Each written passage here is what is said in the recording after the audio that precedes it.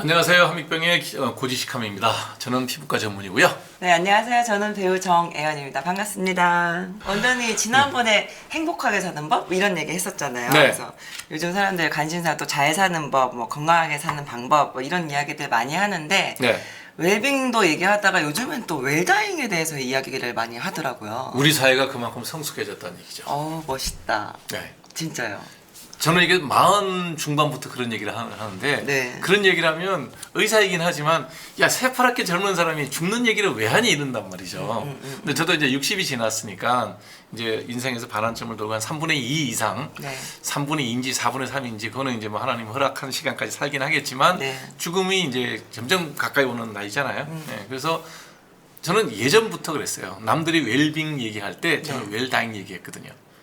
역시 원장님은 앞서가시네요. 많이 앞서갔더라고요. 근데 요즘에 이제 이게 웰당이란 말이 저건 제가 만든 말이라고 생각했어요. 왜냐면 저는 정말에 한 15년, 45, 46부터 저 얘기를 하고 다녔으니까 왜 사는 얘기만 하니 죽는 얘기도 잘 해봐야지. 왜냐면 우리는 죽음을 많이 보잖아요. 그쵸. 병원에 있을 때 인터넷이든 타는 동안에 학생 때부터 시작하면 저는 이제 뭐 메이저과를 안 했지만 그래도 이제 죽음을 많이 보거든요. 네네. 제일 안타까운 죽음이 중환자실에서 돌아가시는 분이에요. 네. 중환자실에서 임종을 하면요 아무도 못 만나요. 그냥 진짜 뭐만 들어갈 때는 중환자실에 들어갔는데 살아서 돌아오시면은 이제 그는 일반 환자실에 와서 살아 나가시니까 그건 얘기할 거 없고 거기서 네. 죽음을 맞는 분이 있는데 중환자실에는 보호자가 못 들어와요. 못 들어가죠. 면회 시간을 딱 정해놓고 한 분 내지 두 분밖에 못 들어와요. 그러니까 임종 때도 한 분이나 두 분밖에 못 해요. 네, 나는 그 죽음을 볼 때마다 절대 저러고 죽지 말아야지. 나는 저런 죽음을 맞이하지 않을 거야. 이 생각을 많이 했죠. 그러니까 웰다잉 얘기를 하는 거예요. 잘 죽어야 된다. 그래서 존엄사와 안락사가 있는데 네. 그거에 대해서 간략하게 설명 좀 부탁드릴게요. 이거 되게 아직 뭐 법률적으로도 그렇고 그다음에 의학적으로도 정의된 바가 하나도 없어요. 각자 얘기가 다 달라요. 그냥 안락사 하나를 놓고 네네. 쭉 제가 설명을 해드릴게요. 네. 예, 보시면 죽는 거는 뭐 이제 정해져 있는데 네. 어떻게 죽을 거냐. 이제 내 손으로 내 목숨을 거두면 그게 우리가 자살이라 그러잖아요. 그렇죠. 자살의 유형이에요, 전부 저게. 그러니까 저기서 자발적, 비자발적, 영어로 얘기하면 볼런터리, 인볼런터리거든요. 그러니까 네네. 내 의지대로 목숨을 거두면 자발적.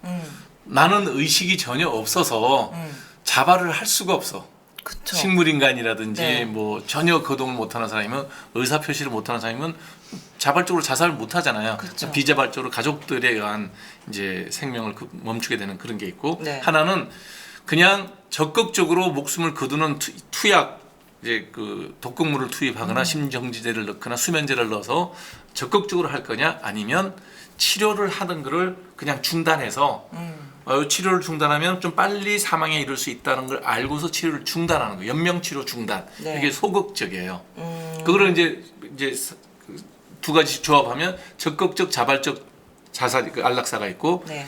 소극적 자발적 안락사가 있고 비자발적으로 적극적으로 안락사를 하는 경우가 있고 네. 소극적 비자발적으로 안락사를 하는 경우가 있어요. 그런데 비자발적인 안락사는 네. 어느 나라 법률에도 전부 다 불법이에요. 그쵸. 예, 저건 우리가 여기서 논할 이유가 없는 거죠. 네, 네. 예. 그다음에 자발적으로 적극적으로 이제 생명을 거두게 되면 저게 조력 자살이에요. 조력 자살이요. 어시스티드 수이사이드. 조력 자살이에요. 어떤 의미가 있냐 그러면 내가 이제 근육이 마비돼서 밑에서부터 근육이 마비되는 그런 병이 있어요. 네. 그러니까 이제 신경의 병이 척추의 병이 생겨서 쭉 척추가 마비되는 레벨이 위로 올라가면 하지 마비부터 쭉쭉쭉 올라와서 나중에는 숨도 못 쉬고 호흡기를 걸어야 연명을 할 수 있는. 그러나 맨 마지막까지 뇌는 살아 있어요. 네. 굉장히 힘들죠. 그쵸. 그런 상황이었을 때 내가 그렇게까지 돼서 누워 있는 게 싫다. 그래서 누군가가 날 좀 도와주면 내 스스로 생명을 거두겠다라는 거예요. 그래서 지금 말하는 조력 자살이 이제 현재 법리적으로는 저기가 과연 저걸 합법화 해줘야 되냐 말아야 되냐까지 이제 막 네. 논쟁이 되고 네, 일부 나라는 되고 일부 나라는 안 되고 네, 이제 네. 뭐 이런 상황이에요. 네네. 그 다음에 이제 자발적으로 소극적으로 치료하는 건 뭐냐면 우리가 이번에도 늘 얘기했잖아요. 내가 어떤 치명적인 병에 걸려서 회복이 불가능할 때는 연명 치료하지 마라. 이제 그냥 네. 우리말로 쉽게 이야기하면 호흡기 꼽지 마라. 맞아요. 제가 얘기했던 중환자실에 나 밀어넣지 마라. 그쵸. 이게 이제 저게 자발적으로 소극적으로 치료를 거부하는 그게 이제 연명치료 중단이고요. 여기 보면 존음사 이제 우리가 얘기하잖아요. 존음사와 안락사가 뭐가 다르냐는 얘기는 존음사와 자발적 소극적 안락사와 뭐가 다르냐는 뜻이에요. 존음사라고 하는 거는 뭐냐면 내가 병원에 들어갔어요. 닌게르도 달았어요. 그리고 쭉 치료를 하는데 점점점 의식은 흐려지고 네. 호흡이 점점 느려질 때 기관지 삭관을 하고 인공호흡기를 걸고 그러버리면 이제 일단 중환치로 내려가는 거예요. 그러면 자발적 소극적 치료 중단을 해야 되는 상황이 벌어지는 거예요. 네, 네. 근데 그때 그걸 하지 않겠다. 그러면 그게 존음사예요. 아. 수액은 주고 예를 들면 이제 L튜브라고 해서 이제 우리가 영양분을 공급하는 기관 위에 관을 넣는 게 있거든요. 네. 그런 쪽으로 영양분도 주고 수액도 주고 산소 마스크 정도를 하면서 몰핀 환자가 되게 아프다 몰핀도 투여하고 그러면서 서서히 치료 그 생명이 다해가는 걸 가족들이 지켜보면서 편안하게 모시는 거를 존음사라 그래. 아, 저희 둘째 신우 이제 저는 네. 신우시지만 네. 둘째 신우 언니도 하와이에 계실 때 마지막에 호스피스 병동을 안 가고 가면 집으로 가셨어요. 그래도 그게 몰핀 같은 거 쓰는 거 다 가르쳐주고 닌게로 달아줘요. 약 종류가 엄청 다 주고 많아요. 네. 고통스럽지 않게 환자는 고통스럽지 않게 가족들 입장에서 볼 때는 모진 결정을 안 해도 되는 네. 침대에서 안락하게 몰핀으로 가족들과 좀더 해주고 이 시간을 얘기하고 보내주고, 의식 돌아오면 맞아요. 얘기도 네, 하고 네, 네. 또 기관지 삭관을 안 했기 때문에 말씀도 다 하실 수 네, 있고 네, 네. 그런 식으로 필요한 조치는 취해주면서 남아있는 자녀 수명을 쭉 유지할 수 있게 해주는 게 존음사예요. 네. 근데 자발적으로 소극적인 안락사를 택한다는 얘기는 그조차도 안 한다는 거예요. 어떤 의학적 조력도 없이 그냥 내추럴 코스로 가도록 하겠다. 그러니까 이제 그게 자발적 소극적 안락사예요. 그러니까 임종을 앞두고 있을 때 하는 게 존음사예요. 네. 그래서 회복 불가능한데 고통스럽게 기관지 삭관하고 알고 있는 가족들 얼굴도 못 보게 하는 중환자실에 밀어넣는 일은 하지 않겠다라는 것이 이제 존음사고 네. 그 전 단계에서 내 병은 내가 한다. 어떤 치료도 하지 마라. 그리고 병원에 아예 안 가는 건 저게 이제 연명치료 중단하는 건데 우리나라에서 문제가 됐던 게 비자발적으로 소극적으로 치료 안락사를 택한 경우가 있어요. 저게 이제 되게 이제 경제적인 문제죠. 그러니까 이제 기관지 삭관을 했어요. 그리고 이제 중환자실에 있는데 당장 돌아가시지는 않아요. 그럼 뭐 아무리 정부에서 의료보험을 해준다 하더라도 본인 부담감이 엄청나요. 네, 네. 하룻밤 있으면 그 시설에 그만한 의료진이 투입되는 거니까 가족들은 뭐냐면 저기를 하는 거죠. 모시고 가겠다 집에. 아. 라고 얘기해서 기관지를 뺀단 말이에요. 기관지 삭관한 걸 빼잖아요. 그러면 저게 비자발적으로 환자는 의식이 없으니까. 그렇죠. 그 다음에 약물을 투여하거나 그러지 않고 그냥 적극적인 치료를 거부했으니까 소극적이죠. 저게 법에 문제가 됐던 적이 있어요. 재판이 걸린 적이 있어요. 어떤 문제죠?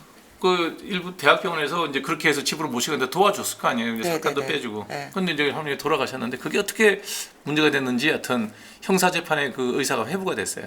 정말요? 네, 그럼 네, 가족의 가족인데 그 사건 전체를 모르겠는데 그래서 판례가 그것도 살인에 해당된다고 판례가 나왔을 거예요. 그래서 생명의 연장의 가능성이 있으면 그 전에 나는 자발적으로 소극적으로 치료를 거부하겠다고 사인하지 않으면 함부로 할 수가 없는 해놔야 되는 거예요. 그래서 자꾸 이제 이런 사회적 우리가 우리나라 법은 자발적으로 소극적인 안락사는 허용하는 나라예요. 내가 절대로 내 몸에 기관지 삭관하지 마라.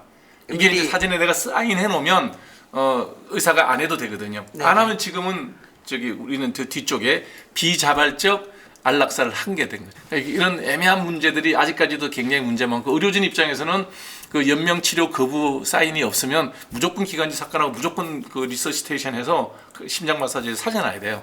어렵다. 치료 안 하면 비자발적인 소극적 안락사에 해당돼요. 형법상 처벌을 받게 되는 거죠.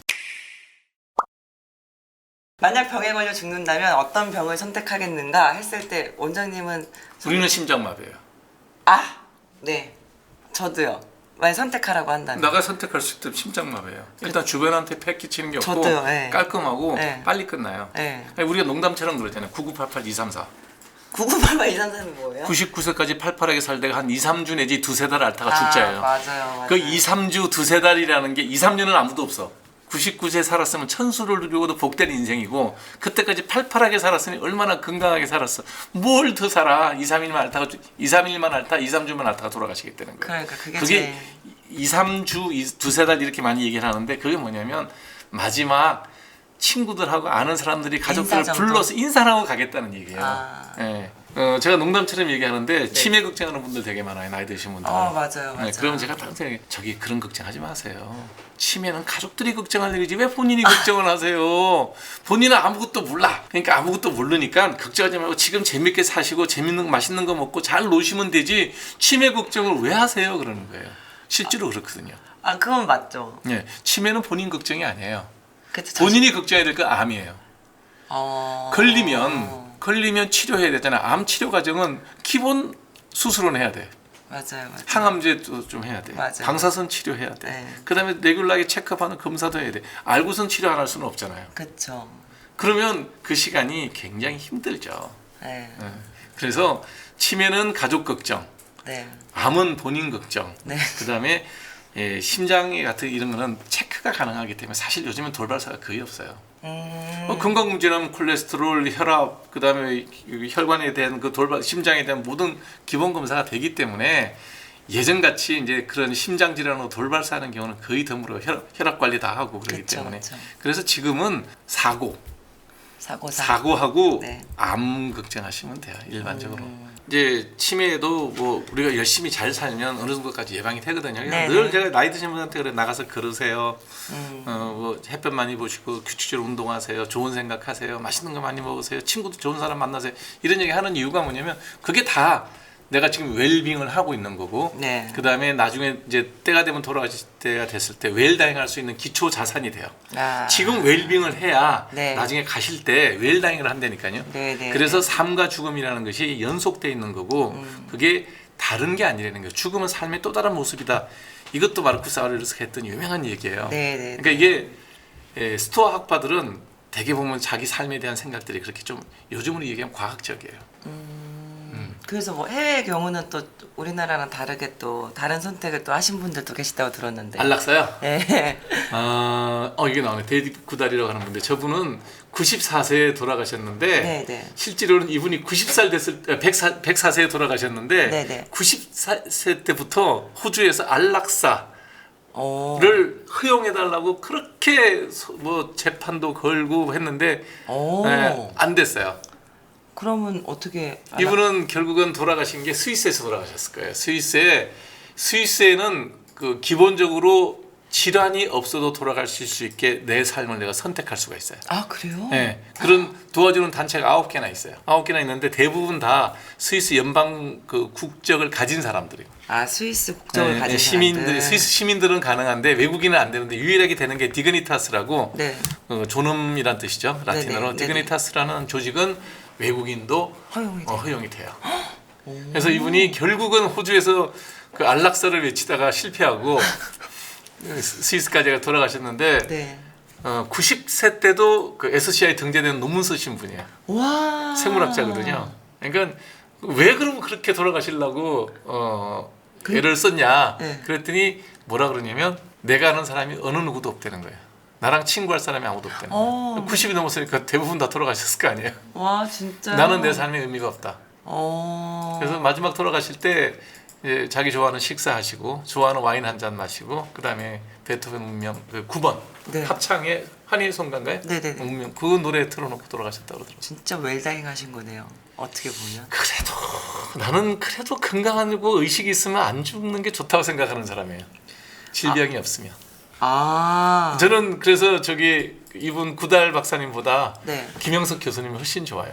김현숙 교수님은 지금 105세인가 그러실 거야 아마. 와.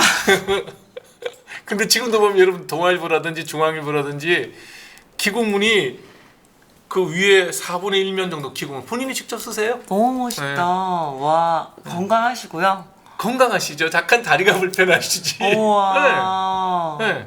104세 맞죠? 네. 윤동주 시인이 동창이셨어요? 네. 우와. 그다음에 방송하시잖아요 지금. 우와. 멋있다. 지금 저기 인천에 계신데, 네. 예, 뭐 아주 멋있죠. 그 저기 기억력이 너무 명료하세요. 와. 그리고 지금도 신문의 칼럼 저는 거의 이분 칼럼은 다 읽는데, 네네. 예, 그 나이 드신 분의 경험에서 나올 수 있는 해안이 있어요. 도대체 야 이분의 브레인 에이지는 몇 살인가? 난 너무 신기해. 응. 보통은 좀 기억력이 떨어져야 되거든요. 그쵸. 안 떨어져서 하나도 다 기억하세요. 품성이 기본적으로 일단 여유로우신 것 같아. 이제 약간 느리게 살 수도 조금 있고. 느리게 살면서 욕심 부리지 않고 그 다음에 부인도 굉장히 오래 아프셨거든요. 또 본인이 병원 다 하셨대. 김영숙 교수님 때문에 와이프한테 맨날 눈치 보잖아요. 나 아프면 저렇게 할 수 있어. 그러니까 지금 우리나라 장수하신 분 중에서 내가 생각나는 사람, 네. 이분 그렇고 김동길 박사님도 정말 평생 독신으로 사셨지만 잘 사셨죠.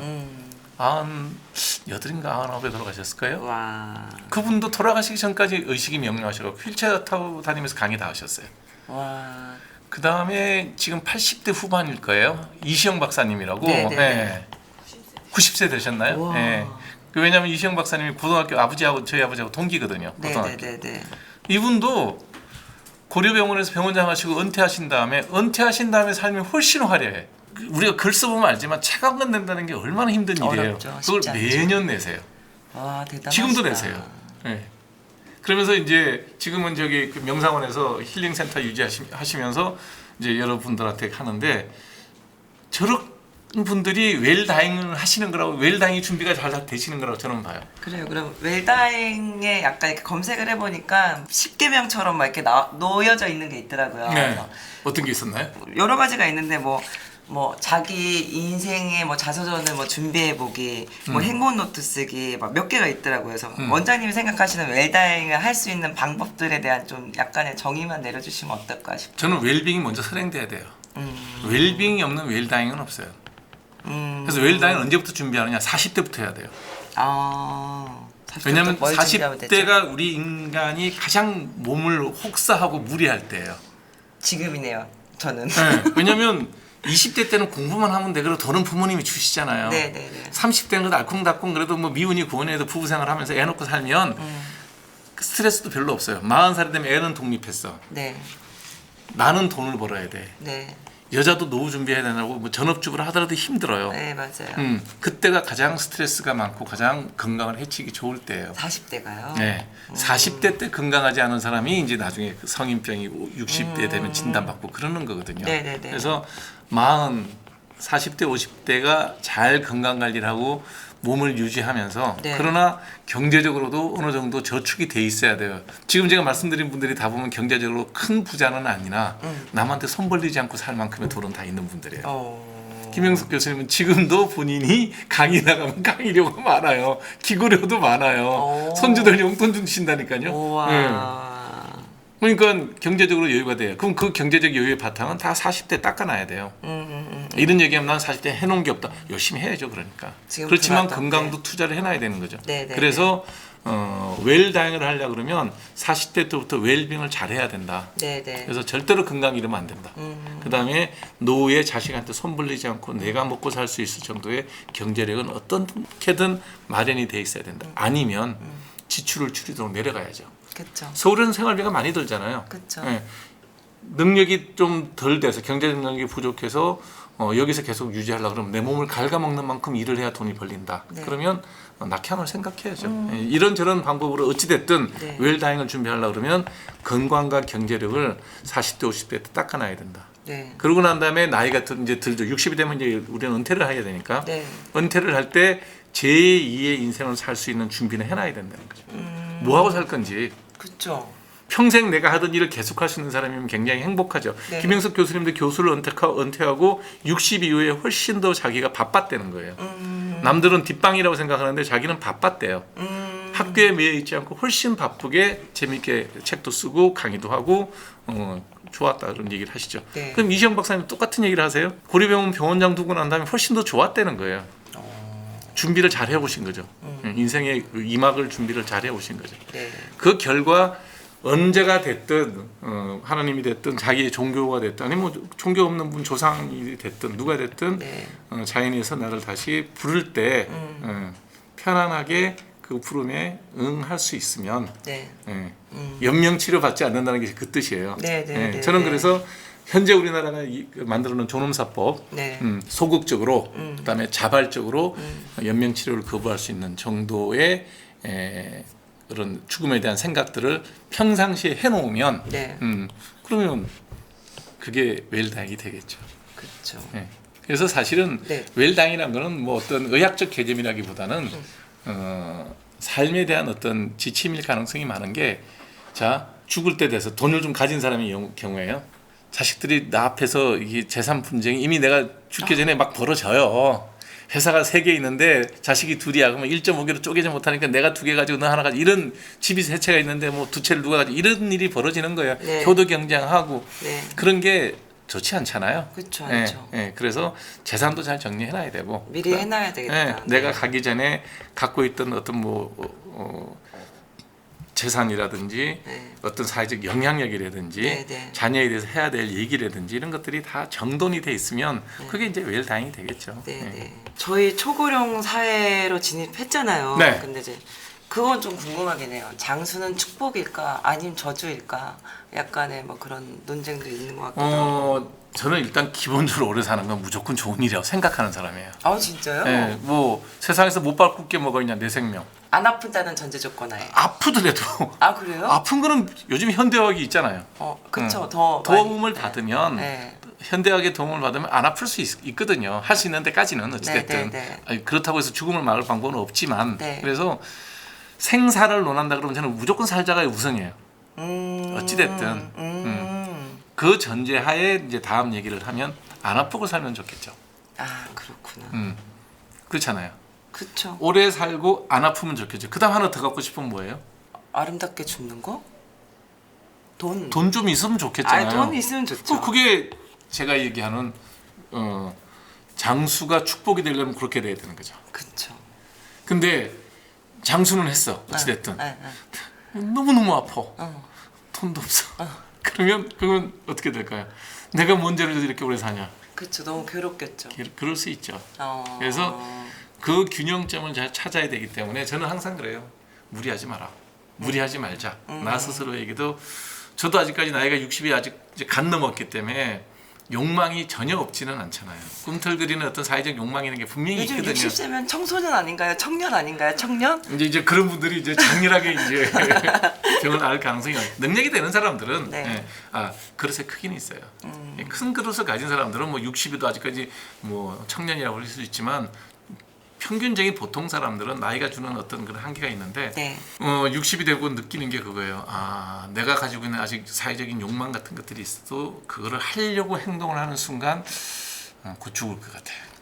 체력적으로 방전이 되고 정신적으로 소모가 되고 곧 죽지는 않는다 하더라도 죽을 병을 얻을 개연성이 상당히 많죠. 스트레스 받을 수 스트레스가 제일 나쁘거든요. 그쵸. 그래서 네. 피할 수 있으면 피하자. 네네네.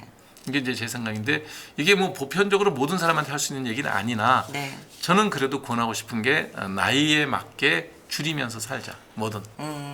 원장님은 계획하고 계신 거 있으세요? 이제 60세인데. 제가 이제 62이죠. 우리나라 62인데 가급적이면 이제 빠른 시간 안에 은퇴를 하고자 생각을 하고 있어요. 빠른 시간 안에. 왜냐하면 자꾸 남아있는 수명이 줄어드는데 계속 일만 하다가 보면 평생 일만 하다가, 물론 그것도 보람된 일이죠. 내가 하는 일이라는 게 어찌됐든 환자를 고치는 일이기 때문에 크든 작든 보람된 일이긴 한데, 그거보다는 온전히 보람되지 않는 나의 즐거움이라 그러나요? 네네. 그런 일을 하려면 빨리 일을 그만둬야 되는데 은퇴 준비가 되고, 그러면 정말 내가 좋아하는 아무런 돈도 안 생기고 명예도 없고 어떤 보람도 없는 그냥 나만 즐거워. 그게 뭔데요? 저는 골프예요. 아 골프. 네. 내가 골프 잘 친다고 해봐야 뭐 내기해서 10,000원 따는 건데 돈 생기는 일도 아니고 네. 내가 잘 쳐봐야 프로 선수가 될 것도 아니고 아무것도 없어요. 근데 이제 이런저런 뭐 하면서 이렇게 치면 샷이 참 이런 샷이 나오는데 이렇게 쳐서 너무 좋아.